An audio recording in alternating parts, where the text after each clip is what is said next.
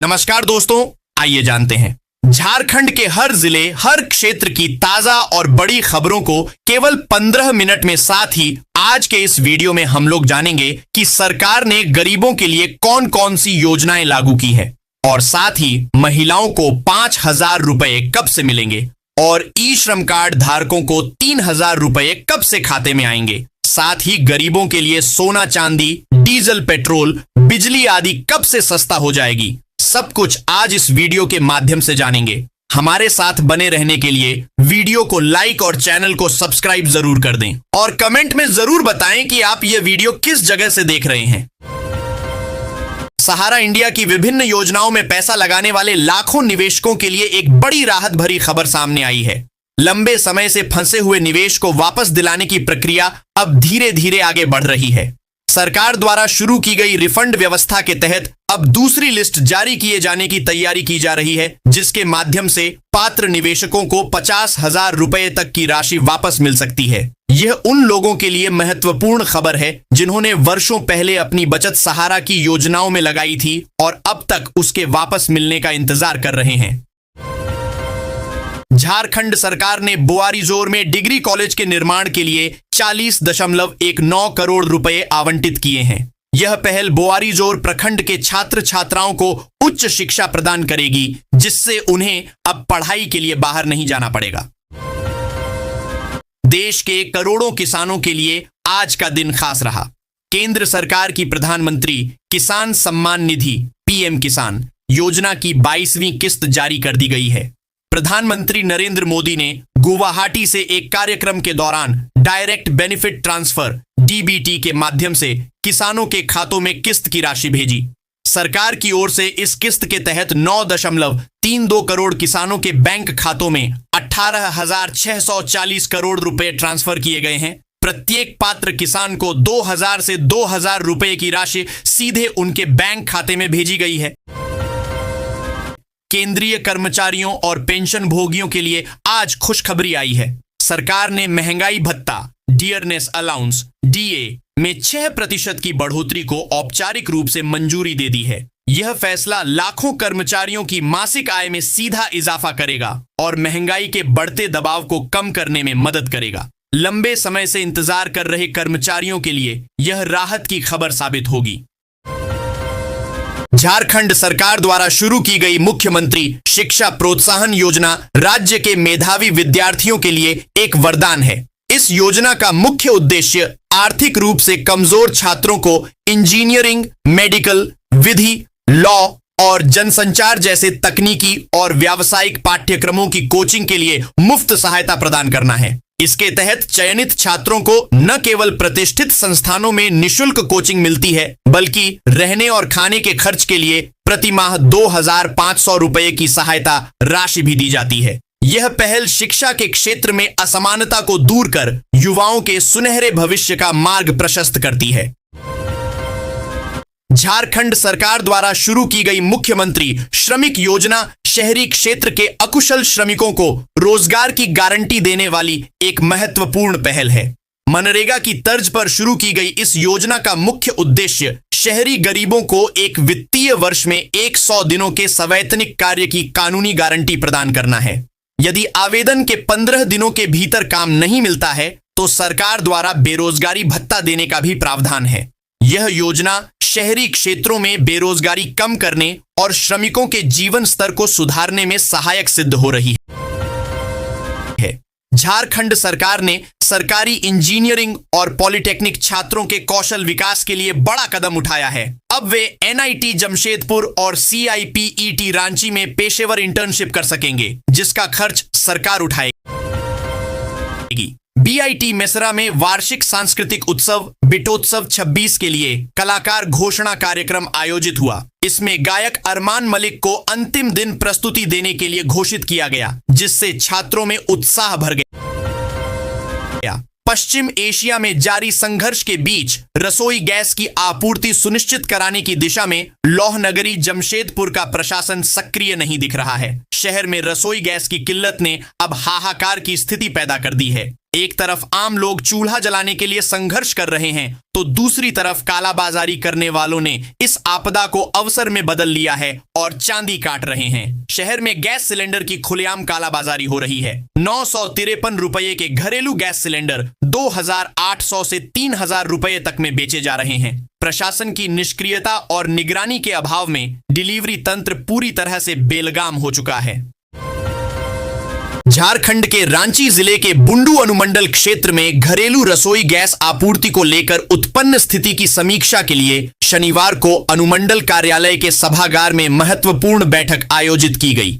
बैठक की अध्यक्षता अनुमंडल पदाधिकारी एसडीएम किस्टो कुमार बेसरा ने की। इस बैठक में अनुमंडल क्षेत्र के सभी प्रखंडों के प्रखंड कल्याण पदाधिकारी, सीडीपीओ, विभिन्न गैस एजेंसियों के संचालक तथा अन्य संबंधित अधिकारी उपस्थित थे।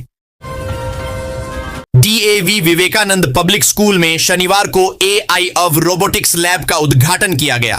मुख्य अतिथि झारखंड सरकार जेपीआईटी डेटा सेंटर के नेटवर्क एवं सिक्योरिटी एडमिनिस्ट्रेटर सह परियोजना प्रभारी निरंजन कुशवाहा ने फीता काटकर लैब शुरू किया। उन्होंने विद्यार्थियों के बनाए एआई ऑफ रोबोटिक्स से जुड़े विभिन्न मॉडलों का अवलोकन कर उनकी सराहना की। कहा कि आज का समय आर्टिफिशियल इंटेलिजेंस का है। विद्यालय में आधुनिक तकनीक की शिक्षा को शामिल करना सराहनीय पहल है। मुख्यमंत्री रोजगार सृजन योजना CMEGP झारखंड सरकार की एक महत्वाकांक्षी पहल है। इसका मुख्य उद्देश्य राज्य के अनुसूचित जाति, जनजाति, पिछड़ा वर्ग, अल्पसंख्यक और दिव्यांग युवाओं को स्वरोजगार के लिए आर्थिक सहायता प्रदान करना है। इस योजना के तहत व्यवसाय या वाहन खरीदने के लिए 25 लाख रुपए तक का आरण दिया जाता है, जिस पर 40% अधिकतम 5 लाख रुपए तक की सब्सिडी का प्रावधान है। यह योजना ग्रामीण और शहरी क्षेत्रों में बेरोजगारी कम करने और युवाओं को आत्मनिर्भर बनाने में अत्यंत सहायक सिद्ध हो रही है। झारखंड के नगर विकास मंत्री सुदिव्य कुमार ने कहा कि HIC के विस्थापित लोगों के लिए बने मकानों के आवंटन की प्रक्रिया पर अगले सत्र से पहले कोई ठोस निर्णय लिया जाएगा।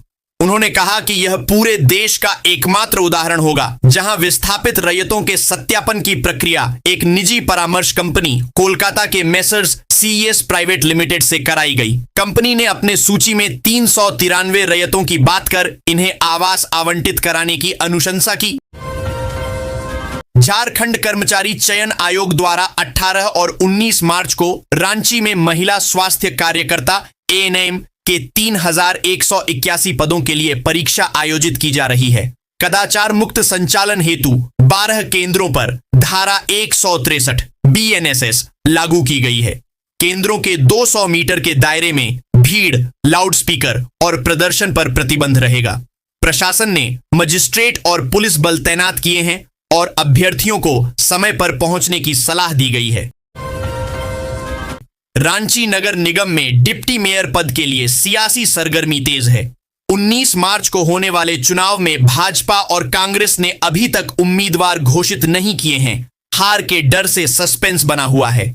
जीत के लिए 27 पार्षदों का समर्थन चाहिए। एक प्रत्याशी ने चौंकाने वाला खुलासा किया है कि एक वोट के लिए 5 से 10 लाख रुपए मांगे जा रहे हैं, जिससे चुनाव में 2 से 2.5 करोड़ रुपए खर्च होने का अनुमान है।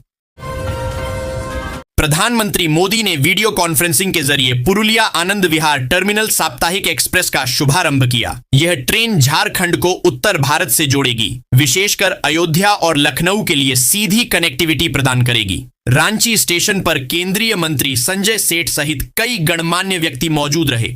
यह नई रेल सेवा पर्यटन और व्यापार को बढ़ावा देगी, जिससे यात्रियों को काफी सुविधा मिलेगी। कांग्रेस आलाकमान ने असम विधानसभा चुनाव के लिए रणनीति तेज कर दी है। झारखंड के राजनीतिक अनुभव का लाभ उठाने हेतु AICC ने राज्य के 13 वरिष्ठ नेताओं को असम में चुनाव प्रचार के लिए भेजा है। इनमें 4 मंत्री, 1 सांसद और 7 विधायक शामिल हैं। सांसद साक्षी महाराज ने धनबाद में कहा कि 2026 में पश्चिम बंगाल में भाजपा सरकार बनाएगी और TMC की राजनीति का अंत होगा। उन्होंने असम में भाजपा की वापसी और केरल, तमिलनाडु में ऐतिहासिक प्रदर्शन की भी भविष्यवाणी की। जमशेदपुर पुलिस को सुरक्षा व्यवस्था मजबूत करने के लिए 51 नई बोलेरो और 89 मोटरसाइकिलें मिली हैं। मुख्यमंत्री हेमंत सोरेन ने राज्य पुलिस के लिए कुल 1477 वाहन वितरित किए, जिनमें से ये वाहन जमशेदपुर को मिले। इससे गश्ती व्यवस्था में तेजी आएगी। टाटा स्टील ने जीएसटी विभाग के रिकवरी आदेश के खिलाफ झारखंड हाईकोर्ट में याचिका दायर की है। कंपनी ने जमशेदपुर जीएसटी आयुक्त द्वारा लगाए गए 493.35 करोड़ रुपए की इनपुट टैक्स क्रेडिट देनदारी और 638.82 करोड़ रुपए के जुर्माने को चुनौती दी है। जमशेदपुर के एमजीएम मेडिकल कॉलेज में 38 नई पीजी सीटें बढ़ाने के प्रस्ताव पर यूनिवर्सिटी और रिम्स की टीम ने निरीक्षण किया। वर्तमान में 51 पीजी सीटें हैं, जो बढ़कर 89 हो जाएंगी यदि एनआईएमसी की मंजूरी मिलती है। जमशेदपुर का एमजीएम मेडिकल कॉलेज अब गंभीर शोध का प्रमुख केंद्र बन रहा है। हाल ही में हुई आरएसी बैठक में 8 महत्वपूर्ण शोध परियोजनाओं की समीक्षा की गई, जिसमें आईसीएमआर दिल्ली के विशेषज्ञों ने मार्गदर्शन दिया। पोटका के कस्तूरबा गांधी बालिका विद्यालय की 31 छात्राओं ने झारखंड विधानसभा का शैक्षणिक भ्रमण किया। उन्होंने सदन की कार्यवाही को करीब 3 घंटे तक देखा, जिससे उन्हें लोकतांत्रिक व्यवस्था को समझने का अवसर मिला। चालीसा के पावन अवसर पर झारखंड के पश्चिमी सिंहभूम जिले के नोवामुंडी सेंट मेरी चर्च आयोजित 3 दिवसीय आध्यात्मिक साधना कार्यक्रम का समापन रविवार को धन्यवाद पवित्र मिस्सा बलिदान के साथ हुआ। इस अवसर पर श्रद्धालुओं ने प्रार्थना, मनन और आत्मिक नवजीवन का अनुभव किया। कार्यक्रम में बड़ी संख्या में ईसाई समुदाय के लोग उपस्थित रहे, जिसने माहौल को श्रद्धा, विश्वास और भक्ति से पूर्ण बना दिया। झारखंड की कोयला नगरी धनबाद में फिलहाल रसोई गैस उपभोक्ताओं को कोई नया कनेक्शन नहीं मिलेगा। जिले की गैस एजेंसियों ने अघोषित प्रोटोकॉल लागू कर दिया है। धनबाद में जिन उपभोक्ताओं ने पहले से गैस बुकिंग की है, उन्हें ओटीपी मिलने के बाद भी समय पर होम डिलीवरी नहीं मिल पा रही है। इस वजह से कई उपभोक्ताओं को खुद एजेंसियों के दफ्तर पहुंचकर सिलेंडर लेना पड़ रहा है। नतीजतन शहर की कई गैस एजेंसियों के बाहर ग्राहकों की लंबी कतार लग रही है। विनोद बिहारी महतो कोयलांचल विश्वविद्यालय बीबीएमकेयू की टीम ने national inter university youth festival में शानदार प्रदर्शन करते हुए 7 पदक जीतकर विश्वविद्यालय का नाम रोशन किया है। टीम ने 1 गोल्ड, 3 सिल्वर और 3 ब्रॉन्ज पदक हासिल किया है। यह 5 दिवसीय नेशनल यूथ फेस्टिवल 10 से 14 मार्च तक चेन्नई के Satyabhama institute of science and technology में आयोजित किया गया था। प्रतियोगिता में देश भर के विश्वविद्यालयों की टीमों ने हिस्सा लिया। धनबाद कोयला डिस्पैच को बढ़ावा देने और उपलब्ध कोयला स्टॉक के प्रभावी क्लियरेंस के उद्देश्य से बीसीसीएल द्वारा कोयला नगर स्थित अन्नपूर्णा हॉल में शनिवार को NRS linkage of coal India SWMA ई ओनेक्शन उपभोक्ताओं के साथ संवादात्मक बैठक आयोजित की गई। कंपनी से जुड़े कोयला व्यवसायियों, विभिन्न औद्योगिक क्षेत्रों के प्रतिनिधियों और उपभोक्ताओं ने बड़ी संख्या में भाग लिया, साथ ही अपने सुझाव भी साझा किए। अखिल झारखंड प्राथमिक शिक्षक संघ का प्रतिनिधिमंडल शनिवार को जिला शिक्षा अधीक्षक आयुष कुमार से मिला। इस दौरान शिक्षकों की समस्याओं को लेकर वार्ता हुई। डीओ ने मांगों पर पहल करने का आश्वासन दिया। संघ के जिलाध्यक्ष सुनील कुमार भगत ने कहा कि नगर निगम से 8 किलोमीटर की दूरी में पदस्थापित शिक्षकों का परिवहन भत्ता का भुगतान शिक्षकों से शपथ पत्र लेकर किया जाएगा। वर्ष 2025 में नियुक्त सहायक आचार्य के वेतन का भुगतान संबंधित शिक्षकों से शपथ पत्र लेकर करने की मांग की गई। जमशेदपुर एफसी की अंडर 14 और अंडर 16 टीम रविवार को एआईएफएफ यूथ लीग के अलग अलग मुकाबले में इंटर काशी एफसी से भिड़ेगी। अंडर 16 यूथ लीग के ग्रुप जी के एक मुकाबले में जेएफसी का सामना इंटर काशी से फ्लैट लेट ग्राउंड में सुबह 9 बजे से होगा। जेएफसी अंडर 14 टीम का सामना इंटर काशी से ही फ्लैट लेट ग्राउंड में शाम 5 बजे से होगा। जेएफसी की दोनों टीमें शानदार फॉर्म में चल रही हैं। जमशेदपुर फुटबॉल क्लब और नॉर्थ ईस्ट यूनाइटेड एफसी के बीच रविवार को गुवाहाटी में इंडियन सुपर लीग का मैच खेला जाएगा। यह मैच शाम 5 बजे से शुरू होगा। मैच का सीधा प्रसारण सोनी 10 और फैन कोर्ट पर होगा। लगातार 4 मैच जीतकर अंक तालिका में दूसरे स्थान पर चल रही जेएफसी की टीम इस मैच को भी जीतने की पूरी कोशिश करेगी। कुल 12 अंक 7 अंक तालिका में दूसरे स्थान पर काबिज जेएफसी ने अपने पिछले मैच में इंटर काशी के खिलाफ मात्र 10 खिलाड़ियों के से खेलते हुए जीत हासिल की थी। स्थानीय न्यू ग्रैंड होटल के सभागार में स्पार्क रांची व प्रेरणा भारतीय मधुपुर के तत्वावधान में अंतर्राष्ट्रीय महिला दिवस पखवाड़ा के अवसर पर कार्यशाला का उद्घाटन किया। इसमें श्रम मूल्य के संकट से जूझती घरेलू कामगार महिलाएं की समस्याओं पर चर्चा की, साथ ही उनके अधिकारों के बारे में वक्ताओं ने अवगत कराया। इसकी अध्यक्षता पैरमी देवी ने की व संगठन की मजबूती पर प्रकाश डाला। शहर के किसान भवन में आयोजित समारोह में शनिवार को जिले के उपायुक्त नमन प्रियेश लकद्दा ने मधुपुर नगर परिषद के नवनिर्वाचित अध्यक्ष व सभी 23 वार्ड पार्षद को पद और गोपनीयता की शपथ दिलाई। इस अवसर पर उपायुक्त ने शहरवासियों को शांतिपूर्ण मतदान कराने में सहयोग के लिए धन्यवाद दिया। उन्होंने कहा कि सभी नवनिर्वाचित प्रतिनिधि संविधान का अनुपालन करते हुए अपने क्षेत्राधिकार का उपयोग विकास कार्यों के लिए करें। अनुमंडल व्यवहार न्यायालय परिसर में शनिवार को राष्ट्रीय लोक अदालत का आयोजन किया गया। मामलों के निष्पादन के लिए कुल 5 बेंच का गठन किया गया था। विभिन्न बेंचों के माध्यम से कुल 2185 मामलों का निष्पादन किया गया, जिससे 2,66,45,855 रुपए राजस्व की वसूली हुई। कोर्ट केस से संबंधित मामलों में एडीजे 1 अविनाश कुमार दुबे की बेंच में बिजली से जुड़े 34 मामलों का निष्पादन किया गया, जिसमें 4 लाख रुपए राजस्व की वसूली हुई।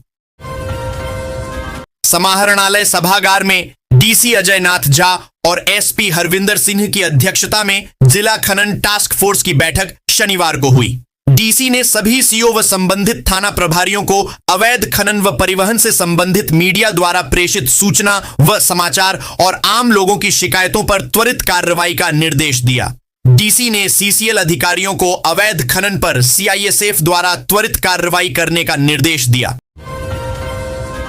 राष्ट्रीय मानव संसाधन विकास नेटवर्क एनएचआरडीएन की ओर से नई दिल्ली में शनिवार को आयोजित इंक्विजिशन क्विज 2026 के प्रथम संस्करण में बीएसएल की टीम द्वितीय उप विजेता रही। टीम का प्रतिनिधित्व सहायक महाप्रबंधक गैस यूटिलिटी एसडब्ल्यू किस्पोट्टा और सहायक महाप्रबंधक अधिशासी निदेशक संकार्य सचिवालय आनंद राज ने किया। प्रतियोगिता में देश भर के विभिन्न प्रतिष्ठित संस्थानों की 160 से अधिक टीमों ने भाग लिया।